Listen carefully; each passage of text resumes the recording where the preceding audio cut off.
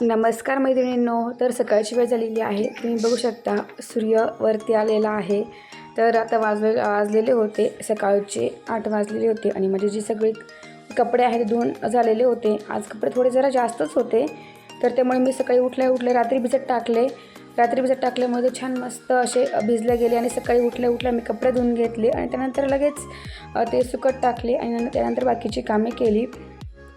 तर या ठिकाणी माझे सगळे जे कपडे आहे ते सुकत टाकून झालेले आहे आणि यानंतर मी लगेच झाडू मारायला घेणार आहे घराला. तर या ठिकाणी सोफ्यावर देखील थोडाफार कचरा असतो, कारण ओवी असते घरामध्ये, दिवसभर खाऊ खाते किंवा इतर बिस्किट वगैरे खाते, त्यामुळे ते सगळं जी घाण आहे ना ती सोफ्यावर पडते. त्यामुळे मी सोफा देखील व्यवस्थित झटकून घेते आणि घर वगैरे जे आहे ना व्यवस्थित छान झाडून घेते. घर स्वच्छ असेल तर आपल्या सगळ्यांना प्रसन्न वाटतंच घरामध्ये, त्यामुळे मी घर नेहमी स्वच्छच ठेवते.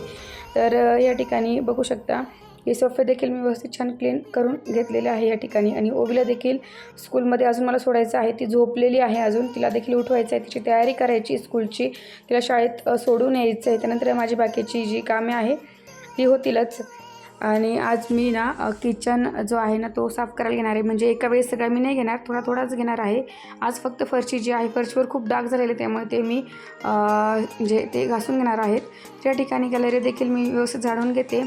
आमच्या घराच्या मागच्या साईडला काम चालू आहे, म्हणजे घराचं काम चालू आहे, बिल्डिंगचं काम चालू आहे, त्यामुळे खूप कचरा येतो, खूप धूळ येते. त्यामुळे मग मी रोजच ते झाडते, नाही तर बाहेर गेल्यानंतर खूप असं कचरा म्हणजे पाहायला असं धूळ लागल्यासारखं होतं. त्यामुळे मग मी काय करते, रोज त्याला एक झाडू मारून घेते गॅलरीला. आणि तसंच मी पुढे देखील व्यवस्थित स्वच्छ झाडून घेतलेलं आहे. असं म्हणतात की सकाळी उठल्यानंतर अंगण किंवा जे काही पुढचं आपल्या घराच्या बाहेरचं जे स्पेस आहे किंवा घराच्या जे समोरची जागा आहे ना ती स्वच्छ करायची. उंबरा वगैरे रोज साफ करायचा, म्हणजे रोज झटकून तो घ्यायचा. रोज पुसणं पॉसिबल होत नाही, परंतु कमीत कमी त्यावरती एक झाडू फिरवून झटकून तरी घ्यायचा. त्यामुळे काय होतं की आपलं जे बाहेरची जी निगेटिव्हिटी आहे ती घरामध्ये येत नाही असं म्हणतात. त्यामुळे मग मी ऐकलं होतं असं की रोज उंबरा आणि जे समोरचं जे दारासमोर जे आहे ते रोज झाडू मारून घ्यायचं तिथे. त्यामुळे मग मी रोज ते झाडू मारून घेते. आता या ठिकाणी बाहेरचं स्वच्छ झाडून घेतलेलं आहे आणि मी काढणार आहे या ठिकाणी मस्त छोटीशी अशी रांगोळी. तर रांगोळी मला जसं पॉसिबल होईल तसं मी काढत असते. तर या ठिकाणी भरपूर अशा प्रकारचे देवीचे पावलं असतात ते काढतात.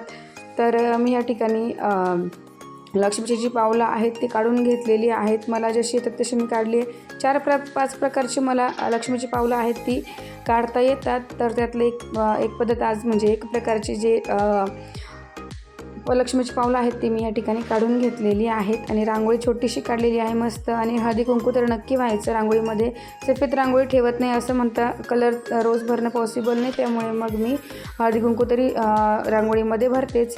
तर रांगोळी काढून झाली आणि त्यानंतर मी घरामध्ये आली. घरामध्ये लगेच स्वयंपाक करायला लागले, कारण फक्त 1 तास राहिलेला होता ओवीला स्कूलला सोडण्यासाठी. तिला उठवलं, तिला म्हटलं की तू तुझी तयारी करतोपर्यंत मग मी स्वयंपाकाला लागते. तयारी म्हणजे काय, मी तिला फक्त सांगते की तुझे कपडे वगैरे वरती काढून ठेव, पाणी वगैरे काढून आंघोळ वगैरे हे सगळं मलाच करावं लागतं. त्यामुळे तिला फक्त म्हटलं तुझं टॉवेल म्हणून छोटी छोटी कामं मी तिला अशी सांगतच असते. त्यामुळे जबाबदाऱ्या मुलांना कळतात की आपण काय केलं पाहिजे काय नाही. तर सकाळी उठल्या तिला सवयच लावली आहे, उठली की अगोदर ब्रश करते, तिच्या हाताने ती ब्रश करते. 2 दिवस ती ब्रश करते आणि 1 दिवस मी तिचं ब्रश करून देते, असं रोजच करते मी. आणि तिने तिचे कपडे वगैरे सगळे काढून ठेवलेली होती. मी एका साईडला पाणी सोडलेलं होतं तिच्या आंघोळीसाठी. आणि ह्या ठिकाणी बघू शकता भाजीची देखील माझी तयारी झालेली आहे. कणिक भिजून झालेलं आहे. मी आज वाटाणा बटाट्याची भाजी करणार आहे, त्यामुळे कुकरमध्ये 2 डबे ठेवलेले आहेत. एका डब्यामध्ये भात लावलेला आहे आणि एका डब्यामध्ये बटाटे ठेवलेले आहे. तो कुकर लावलेला आहे. कणिक देखील भिजून ठेवलेली आहे आणि भाजीची तयारी या ठिकाणी मी करून घेतलेली आहे. आणि कांदा देखील या ठिकाणी चिरून घेतलेला आहे. मी अशी तोंडी लावण्यासाठी मस्त अशी चटपटीत अशी छान कांद्याची जी चटणी आहे ती बनवणार आहे. ही चटणी जर केली ना तर भाजी नावडीची जरी असली ना तरी भाजी पूर्ण संपते, कारण ही चटणीच अगदी छान चविष्ट होते.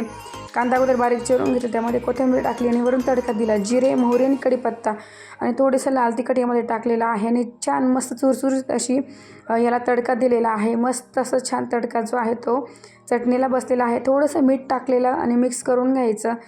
त्यानंतर थोडंसं लिंबू टाकायचं आणि झाली आपली चटणी तयार अशी मस्तपैकी छान. आणि ही चटणी आहे ना अगदी झटपट 2च मिनटामध्ये होते.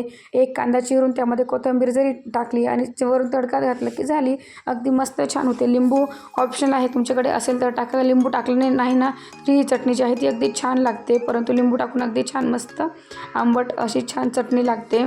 या ठिकाणी चटणी जी आहे ती तयार झालेली आहे. मग बघू शकता अगदी छान लालबुंद मस्त छान झालेली आहे चटणी. तर या ठिकाणी मी लगेच पोळ्या या ठिकाणी करायला घेतलेला आहे. जेवढ्या चपात्या करायच्या तेवढे उंडे या ठिकाणी मी करून घेतलेले आहे आणि एका वेळेसच मी 5 उंडे करून घेते, त्यामुळे टाईम खूप वाचतो.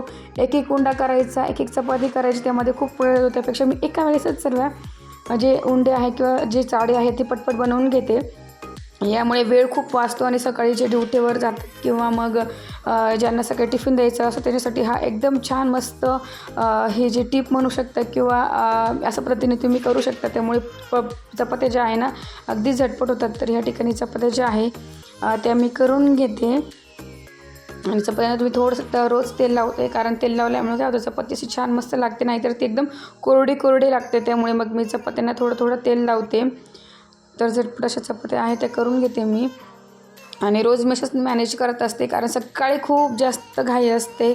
उठायचं, घरातलं कामं देखील असतात, ओवीला शाळेत सोडवायचं, तिचा डबा, तिच्या पप्पांचा डबा आणि त्यानंतर स्टिचिंगचं देखील काम असतं. हे सगळे कामं मी रोज करते आणि कसं असतं की मी माझ्या मनातले फिक्स दिवस ठरलेले असतात की हे वेळ ह्या गोष्टीला दिलाच पाहिजे.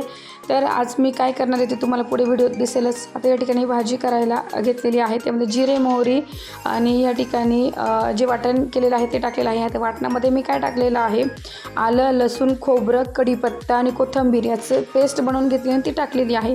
पुन्हा एकदा सांगते मी, आलं, लसूण, खोबरं, कढीपत्ता आणि कोथिंबीर हे मिक्सरला बारीक वाटून घेतलं आणि ते ह्या तेलामध्ये टाकून घेतलेलं आहे. अगदी सोपी भाजी आहे, परंतु अगदी चविष्ट ही भाजी लागते. साधी सोपी पण अगदी मस्त लागते ही भाजी. तर या ठिकाणी बटाटे देखील मला शिजून झालेले आहेत, भात देखील झालेला आहे या ठिकाणी. तर या ठिकाणी छान मस्त परतून घ्यायचं आणि परतल्यानंतर यामध्ये थोडंसं अगदी पाणी टाकायचं आणि पाणी टाकून आहे ना हा जो मसाला आहे छान परतून घ्यायचा. त्यामुळे काय होतं की मसाला छान एकजीव होतो. तर या ठिकाणी थोडीशी हळद टाकलेली आहे, लाल तिखट टाकलेलं आहे आणि माझ्याकडे कांदा लसूण मसाला आहे तो देखील मी यामध्ये टाकलेला आहे. आणि यामध्ये थोडीशी धना पावडर देखील टाकायची आहे आपल्याला. थोडंसं लाल तिखट पुन्हा थोडंसं कमी वाटलं म्हणून थोडंसं टाकून घेतलं मी यामध्ये. थोडंसं पाणी टाकलं मिळून येण्यासाठी, म्हणजे मसाले छान व्यवस्थित परततील. तर थोडीशी कसुरी मेथी यामध्ये टाकलेली आहे आणि तुम्ही बघू शकता, तुम्हाला जवळून दाखवते, अगदी छान मस्त तेल सुटलेलं आहे वाटणाला. आता यामध्ये मी बटाटे, उकडलेले बटाटे मॅश करून घेतले. मॅश म्हणजे हाताने थोडेसे असे तुकडे करून घेतले, ते टाकले आणि वाटाणे टाकले आणि छान मस्त अशी भाजी परतून घेतली. आता यामध्ये टाकलेलं आहे मस्त असं छान गरम पाणी टाकलेलं आहे. मस्त छान म्हणण्यापेक्षा गरम पाणी आहे ना ते टाकलेलं आहे यामध्ये मी. तर आता बोलताना सवय झाली त्यामुळे मग ठीक आहे. तर या ठिकाणी गरम पाणी टाकून मस्त छान अशी उकळी काढलेली आहे आणि यामध्ये टाकलेला आहे मी किचन किंग मसाला. तुम्ही या मसाल्याऐवजी गरम मसाला देखील टाकू शकता, परंतु मी गरम मसाला वापरत नाही, किचन किंग मसालाच नाही मी वापरते. तर एक वेळेस मोठ्या पॅकेट आणून ठेवते, तर 2-3 पण येतो जातो मला. तर अशा ज्या मसाल्याच्या जर भाज्या जर केल्या ना त्यामध्ये मी किचन किंग मसाला थोडासा वरतून टाकते, त्यामुळे भाज्या अगदी छान मस्त होतात. तर शेवटी माझा पूर्ण टिफिन झालेला आहे. तर आणि मी एक जो डबा आहे चौकोनी आकाराचा, जो सफेद झाकण आहे त्यावरचा जो डबा आहे तो ओवीचा आहे. तर तो डबा मी भरून घेतलेला आहे. तसंच ओवीच्या पप्पांचा हा दुसरा डबा आहे तो देखील मी या ठिकाणी भरून घेते. ते सगळे 7 वाजता स्कूलमध्ये जातात, परंतु मग मी ओवी आणि ते एकच स्कूलमध्ये आहेत. मग मी जेव्हा ओवीला स्कूलमध्ये सोडवायला जाते ना तेव्हाच त्यांचा टिफिन देते. सकाळी जर टिफिन दिला ना तो खूप थंड होऊन जातो, त्यामुळे मी गरम टिफिन ओवीसोबतच त्यांना देते. दोघांचे डबे बरोबरच मी त्यांना देते. तर या ठिकाणी डबा माझा भरून झालेला आहे. मस्त छान चुरचुरीत कांद्याची चटणी, मस्त गरम अशी वाटाणा बटाट्याची भाजी, भात, चपात्या आणि गोड म्हणून मी टिफिनमध्ये खजूर दिलेली आहे आणि कधी गोड देखील देते. तर जेवण झाल्यानंतर काहीतरी गोड खाण्याची इच्छा होते, त्यामुळे मग मी असं काहीतरी छोट्याशा डब्यामध्ये देते. तर ओवीला पण देते आणि ओवीच्या पप्पांना पण देते आणि थोडंसं आणि खजूर खाल्लेली चांगली असतात, त्यामुळे मग मी हे बाकीचं देण्यापेक्षा हे अशा काही गोष्टी दिलेल्या चांगल्या, त्यामुळे दोघांच्या टिफिनमध्ये मी खजूर दिलेली आहे. दोघांचा टिफिन भरून झालेला आहे या ठिकाणी. आणि या ठिकाणी त्यानंतर मी लगेच ओवीची तयारी करून दिली. ओवीला कपडे वगैरे घालून दिले, तिला आंघोळ घातली, तिचे केस वगैरे विंचरून दिली आणि या ठिकाणी ओवी तयार झालेली आहे, तुम्ही बघू शकता.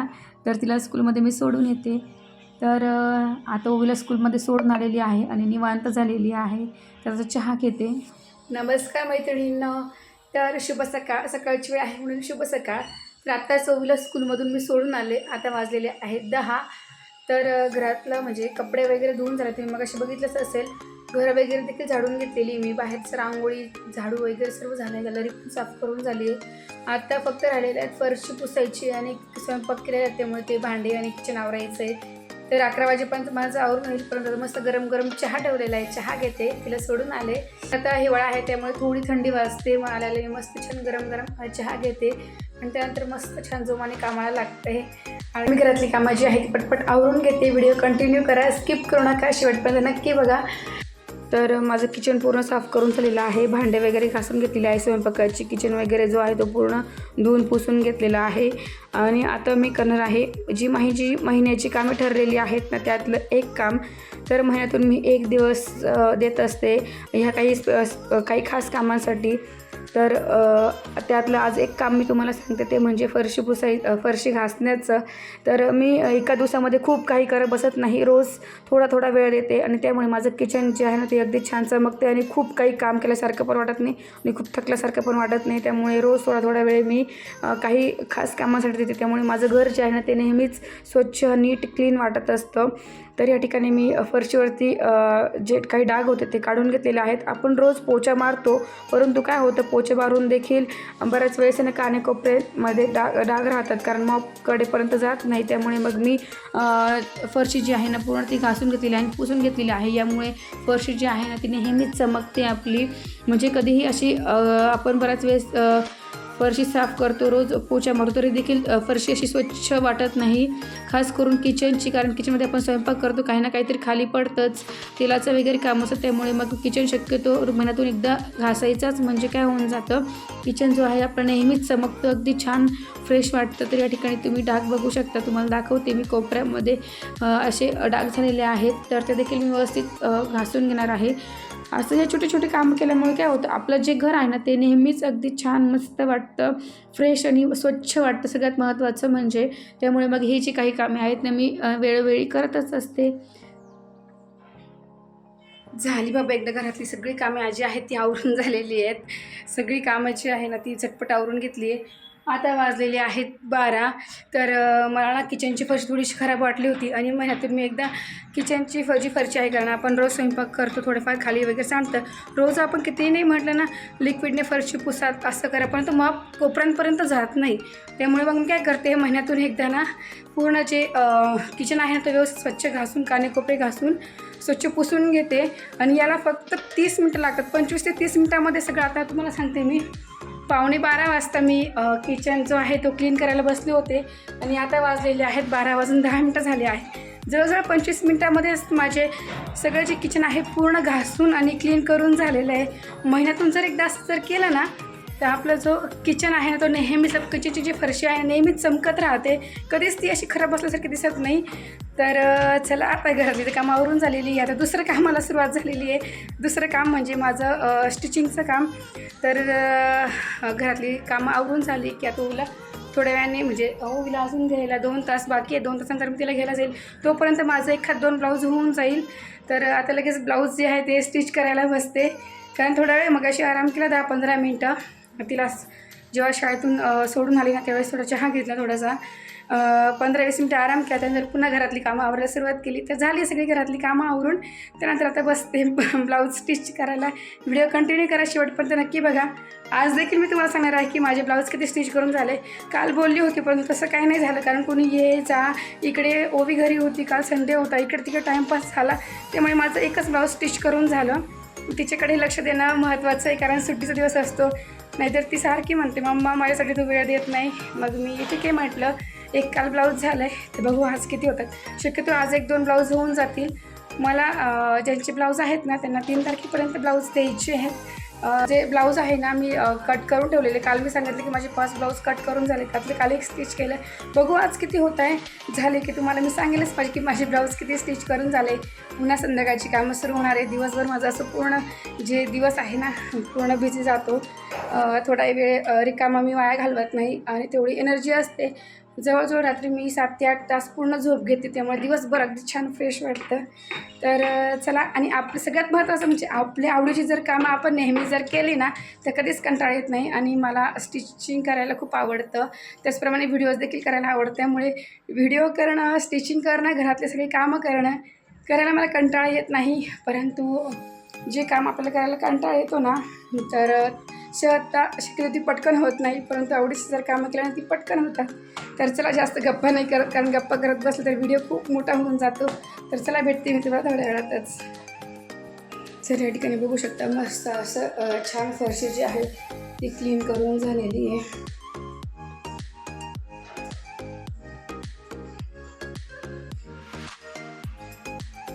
इथे तर खूप डाग वगैरे झालेले होते, देखील अगदी छान मस्त क्लीन करून घेतले मी. पूर्ण फरशी आणि किचन पण देखील मस्त छान क्लीन करून झालं आहे. अजून माझं जेवण बाकी आहे, म्हटलं गरम गरम चपात्या करूया, त्यामुळे हे पीठ तसंच साईडला ठेवलं आहे. तर सगळं आवरून झालं आहे. आणि हे जे डबे आहे ना ते मी डीमार्टमधनं आणले होते. याच्याबद्दल मी पुढच्या व्हिडिओमध्ये तुम्हाला सांगेल की मी ते असे का ठेवलेले आहेत. पूर्ण पॅक आणून बरेच दिवस झाले, परंतु फोडले का नाही ते मी पुढच्या व्हिडिओत सांगेल. तर चला, माझ्या पुढच्या कामांना मी सुरुवात करते. आता या ठिकाणी मी मशीनवर बसलेली आहे. मशीनवर बसली, खरं तर वाटलं होतं की आज भरपूर ब्लाऊज होतील, परंतु मध्ये एक प्रॉब्लेम येत गेला. तर एक सोसायटीमधल्याच म्हणजे बिल्डिंगमधल्या आमच्या एक काकू आल्या होत्या, त्यांच्याशी बोलत म्हणजे त्यांचं काम होतं माझ्याकडे, त्याच्यामध्ये माझा 15-20 मिनटं वेळ गेला. त्यानंतर लाईट गेली 10-15 मिनटं. तर असे मध्ये प्रॉब्लेम येत असतात, आणि हा एक खूप मोठा प्रॉब्लेम झाला. त्यामध्ये जवळजवळ माझा अर्धा तास गेला. तुम्ही बघू शकता जो हिरव्या कलरचा जो धागा आहे ना तो मध्ये अडकून बसला. कसा अडकला मला काहीच समजलं नाही. त्यामुळे मशीन व्यवस्थित चालत नव्हती. तरी काम करत असताना मशीन एवढी स्लो का चालते मला काही कळत नव्हतं. नंतर अजिबातच चालत नव्हती. म्हटलं काय करावं काही कळत नव्हतं. आणि तर चला म्हटलं आपण ट्राय करून बघूया. त्या ठिकाणी निघालेलं आहे, बघू शकता. तर ते काढायला जवळजवळ अर्धा तास लागला मला. तर ह्याची छोटंसं जे हे बघू शकता तुम्ही, कटर येते, त्यांनी 2 मिनटात निघालं.